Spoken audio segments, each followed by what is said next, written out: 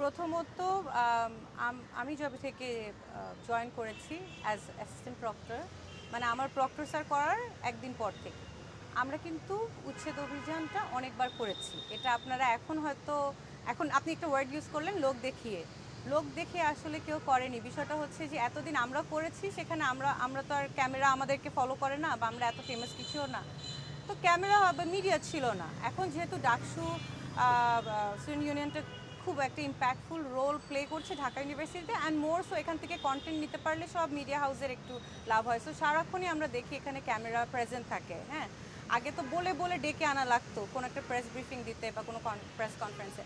এখন সেটা লাগে না, আপনি 2 কদম হাঁটতেই দেখবেন যে কেউ না, someone or the other is having a phone and taking content.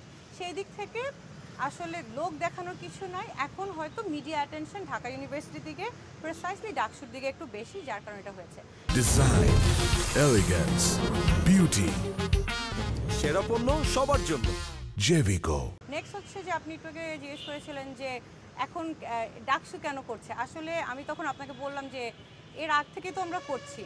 তার মানে উচ্ছেদ অভিযানটা আসলে প্রথম থেকে আমরা করছিলাম ক্যাম্পাসকে সিকিউর করার জন্য, সিকিউর করার লক্ষ্যে। আমাদের পারপাস হচ্ছে ক্যাম্পাসের সিকিউরিটি, স্টুডেন্টদের সিকিউরিটি।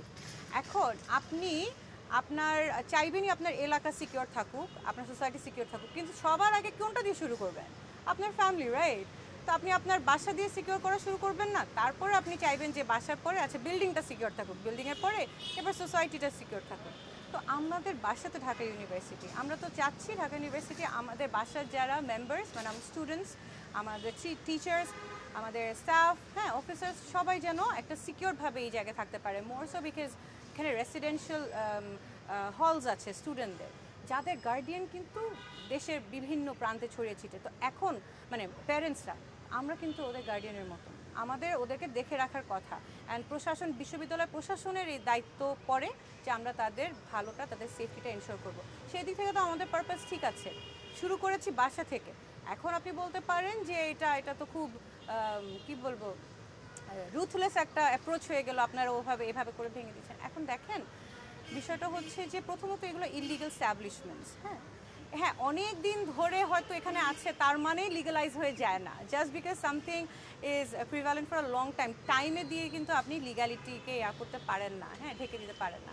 এটা একটা। নেক্সট হচ্ছে যে আমরা খেয়াল করেছি, আমরা অনেক কেসেস পেয়েছি যেখানে সন্ধ্যাবেলা এরকম এই যে ইললিগাল হকাররা বা এই যে শুয়ে থাকে ড্রাগ এডিক্টরা, এরা আমাদের মেয়েদেরকে অ্যাট্যাক করে। অনেক কেসেস, যারা অনেক বড় বড় কথা বলছে এদিকে ওদিকে যে হ্যাঁ ওদের পুনর্বাসন আগে, ওটা তো আমি আসছি পুনর্বাসনের, আমি যাচ্ছি, হ্যাঁ।